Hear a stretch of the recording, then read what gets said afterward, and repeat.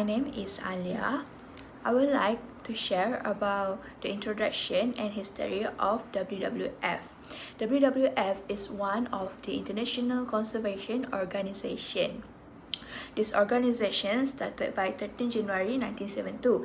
At first, they only have 2 people in organization, but now nearly 200 people. WWF, also known as Tabung Alam Malaysia. WWF headquarters in Petaling Jaya, Selangor, Program Office in Kota Kinabalu, Sabah, and Kuching, Sarawak. Today, WWF Malaysia deal with the broad problems of the natural environment, integrating factors such as policy research, environmental education, public awareness, and campaigns. Currently, WWF Malaysia runs more than 90 projects, including study of a scientific field, government's policy work, environmental training program, to raise public visibility and partnership with local communities to improve livelihoods and protect the environment.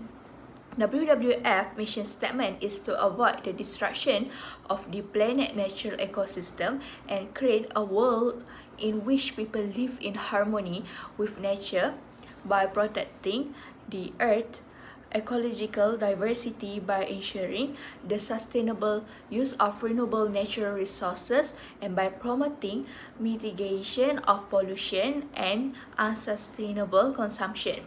WWF activities are guided by the following principles: independent, multicultural, and democratization. Use the best available science evidence to tackle problems and objectively analyze all of its pursue discussion and avoid needless conflict. Develop practical conservation approaches by integrating field-based projects, policy measures, capacity building, and educational research. Engage local communities, the preparation and implementation of their field project, respecting their cultural and economic needs. Aim to establish relationships with other agencies, state, corporation, and local communities to improve the efficacy of WWF. Cost object effectively run its activities and allocate the enough funds the highest standard of WWF. Next, I will summarize the history of WWF. Okay. In 1972, HRH Prince Philip handed over the official WWF charter to Encik Khair Johari. So WWF Malaysia newly elected president, WWF first ever project that assisting by National Parks Board, now known as Sabah Parks, with a survey of Pulau Gaya.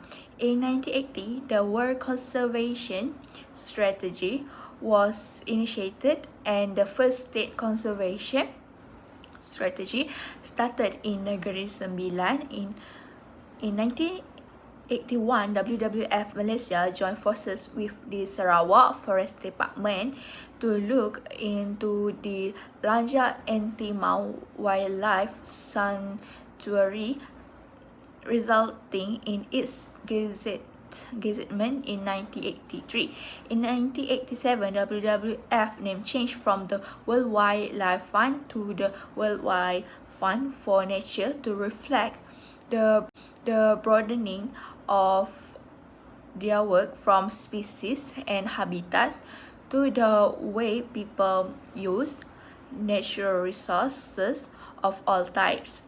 Other than that, a scientific expedition was organized by WWF Malaysia and the Sabah Foundation on 1988 to survey the unexplored Malilau Basin in Sabah. WWF International President Prince Philip visits the Danum Valley Conservation Area, Sabah in 1989. In 1998, his alert on WWF Malaysia website begins during the worst of the El Nino fires. In 1999, the Partners for Wetlands program is launched to support conservation initiative within the Lower Kinabatangan into 2007, the Heart of Borneo is formally declared as a three-country collaborative program by the Minister chargeable for forestry of Brunei Darussalam, Indonesia, and Malaysia. In 2010, the website WWF Eco Schools WWF.org was successfully launched to encourage active discussions about its among schools. WWF continues to expand until today, along with the demands of different projects in and around Malaysia. WWF Malaysia currently runs more than 75 projects, including scientific field research, government policy work, environmental education, public sensitivity programs, working with local community to improve livelihood, to protect the environment, and training, and also to supporting other conservation organizations in Malaysia. That's all. Thank you. Ciao, I'm Nabila. I will explain about the organization structure in Worldwide Fund Malaysia. Okay, the highest ranking was led by Sophia Lim as the Executive Director, or we call it Chief Executive Director CEO. She is the person that will make the decision and will approve any activity for the organization. And she was assisted by 7 directors, which is the Director of Communication and Marketing, Director of Fundraising, Conservation, Director of People and Culture, Director of Strategy Operations, Head of Finance and Heads, Governance, Risk and Compliance. That's all. And this team of directors will play a good role in developing the WWF successfully. Annyeong and hi, I am Aliana Dania and I will tell about WWF Malaysia conservation work. WWF Malaysia is working hard to help protect the natural environment of the country through various of its conservation works. WWF Malaysia focus its conservation work on priority areas of a large scale that encompass the wide range of wildlife and ecological system that include conservation for wildlife species, forest, marine, and freshwater. For wildlife species, they focus on conservation of mammals like tiger, Bornean pygmy elephants, Sumatran rhinoceros, Hawksbill green tortoise, and orangutan. Those animals are the animals that are endangered due to its extinction. To preserve and address major threats that affect a variety of associated species, a key requirement, for example, tiger, WWF Malaysia make sure that they have enough foods in their home forests. WWF Malaysia make sure the forests have enough deer and wild pig to ensure tigers' food. In order to do that, they help to shape the forest filled with vegetable.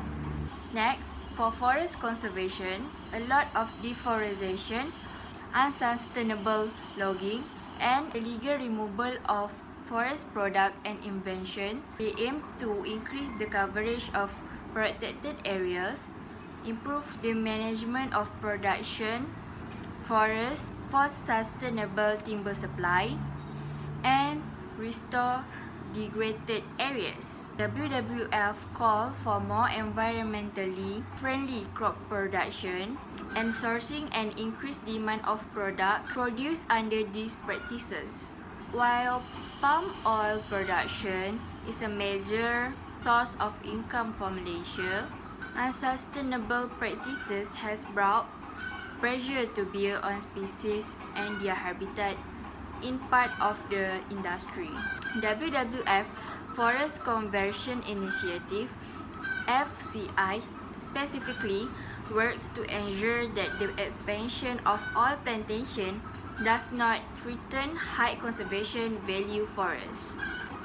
Moreover, given that some Malaysia's seas lies within one of the world's larger biodiversity region, marine conservation in Malaysia is critical globally. WWF Malaysia's Marine Conservation Program comprises the Peninsular Malaysia Sea Program and the Sulu-Sulawesi Marine Ecoregion (SSME). Both fall within the Coral Triangle Initiative Area and support the National Plan of Action for the Malaysian Coral Triangle and the 3 National Conservation Plan for the Sulu-Sulawesi Marine Ecoregion. The Peninsular Malaysia Sea Program has 2 projects for endangered turtle and endangered painted terrapins. Lastly, ecosystem of freshwater face numerous threats and challenges. Recognizing this, WWF Malaysia promotes freshwater ecosystem conservation, integrated management, and sustainable utilization. To achieve this, WWF Malaysia advocates for integrated policies and approaches, file project, information database improvement, and awareness-raising information dissemination. WWF Malaysia's freshwater program includes conserving river basins, sustainable water use, and conserving freshwater habitat. Thank you. Hola and a very good day to Madam. I'm Aisha and I will be explaining about some activities that WWF have conducted in Malaysia.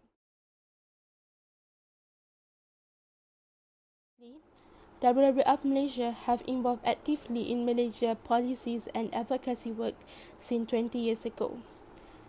Various approach and effective partnership have been implemented in order to promote sustainable development programs or policies that incorporated with environmental issues in Malaysia. These policies, these activities involve both government and non-governmental agency. These policies has been reviewed regularly in order to ensure that this policy remain beneficial and relevant, and most importantly, did not harm the life of the wildlife animal. WWF Malaysia also keeps track of climate changes issue and global warming issue in Malaysia. This is because wildlife animals are very sensitive toward the changes of the environment. They could die or exposed to any diseases because of the rapid changes of the environment. WWF is preserving and protecting the wildlife animals' right by bringing this issue to the eyes of public and government. This effort is held to instill environmental awareness among Malaysians. Secondly, WWF Malaysia has initiated a plan called Market Sustainable Plan. The purpose of this plan is to ensure that businesses and industries are producing their products in a safe and non-harmful way. Some ingredients in our products such as soy, palm oil and also cocoa could lead to deforestation issue, whereas the plastic packaging used can pollute the oceans. Alternatively, this plan is made with the highest social standards and environmental requirement. By purchasing it, the consumers are contributing in protecting the biodiversity and ecosystem of Malaysia. Among the areas that WWF Malaysia work on are sustainable productions and consumptions. These involve responsible forestry and also sustainable palm oil. Next, WWF Malaysia has published a book entitled Warna-Warni Borneo Panda Klik bersama masyarakat Kampus Hulu, Kalimantan Barat dan Kapit Sarawak. This book is a joint publication of WWF Malaysia and Indonesia, supported by the Ministry of Nature of Germany.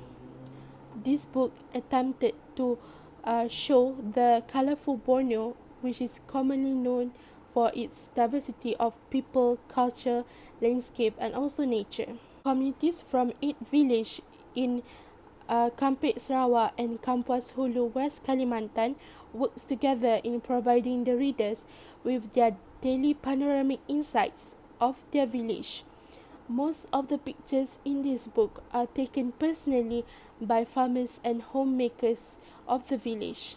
WWF Malaysia and Indonesia has collaboratively worked in teaching the villagers on how to use a digital camera. What is used to be just an ordinary day and views to them has become one of the most treasured assets to our country. That's all from me, and now I will pass the presentation to the next presenter. Hi, Tasha and Assalamualaikum.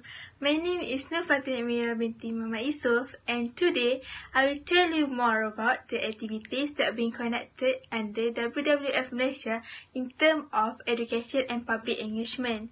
So today I will tell you more about the two activities, which is the first one is SMK Bangi Say No to Plastic Bag, and the second one is Raise Your Voice to Save Malayan Tigers during this Earth Hour. So let's move to see the activities. So now let's talk about the one of activity, which is SMK Bangi Say No to Plastic Bag. So along with WWF mission to promote the reduction of pollution and wasteful production, this activity is conducted to decrease the amount of plastic bag usage and create awareness to the society. So the first activities conducted is SMK Bangi Say No to Plastic Bag. So this activity is held on 22 February in 2013 in one school in Sabah, which is Sekolah Menengah Kebangsaan Bangi.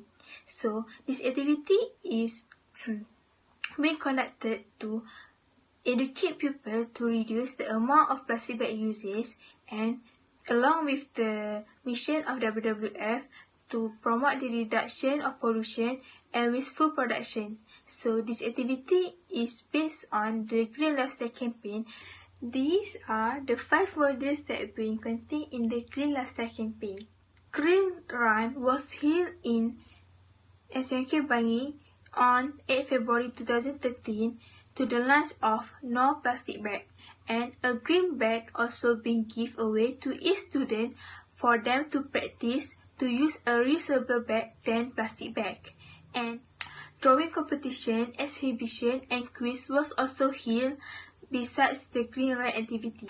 The ongoing No Plastic Bag on Friday by all truck shop and restaurant in Karakit, which is a town in Bangi Island, is one of the results from the campaign. It has shown that the campaign has created an awareness for the people in the Bangi Island to reduce the amount of plastic bag usage in their daily life. Cikgu Awam Besar Bin Putih said that the campaign, which is No Plastic Bag, has taught themselves to refrain from using the plastic bag in their daily life. These have proven that WWF Malaysia activities have met their objective, which is to promote the reduction of pollution and wasteful production. Now, let's move to the second activities that was conducted by WWF Malaysia, which is Raise Your Voice to help to save Malayan tigers during this Earth Hour.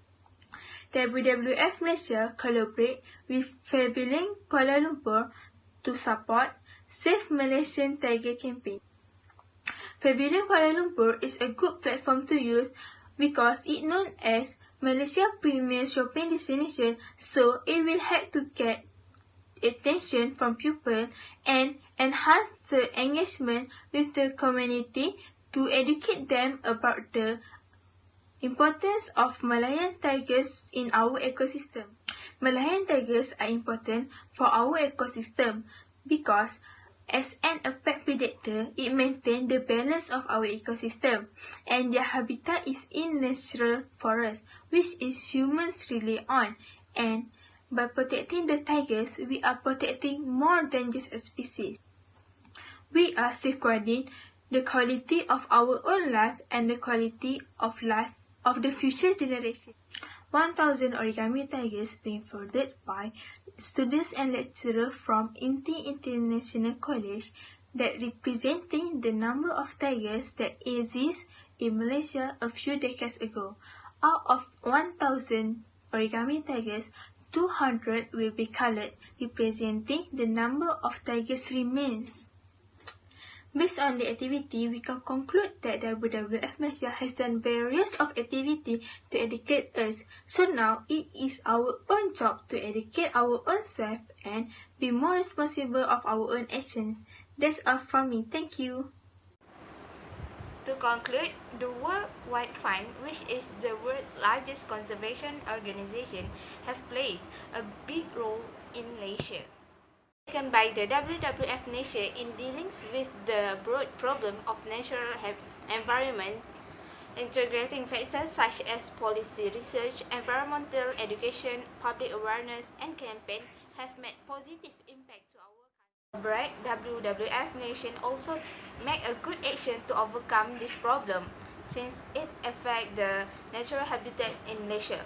As a result, wildlife was protected during the crisis. We should unite together in protecting our natural habitat. This is because it is the country assets. With the awareness toward this problem, new generation might not see and feel the natural habitat in our country. Besides, we also can donate money to WWF Malaysia so they can keep doing the activities in protecting our natural habitats. If the natural habitats in our country is well cared, myriad of benefit we will get, such as the increasing of tourism sector in our country. The sacrifice from WWF Malaysia should be appreciated as they have taken appropriate action in protecting our natural habitats. This action need to be a good example to the community in order to protecting our wildlife. Hopefully, the WWF will continue growing and achieve the goals around the globe. That's all from our group. Thank you very much. My group members, I would like to take this opportunity to thank Madam Ainil for the knowledge that you have taught us, and we wish Selamat Hari Raya, maaf lahir batin to Madam and the whole family, and thank you very much. Thank you, Madam.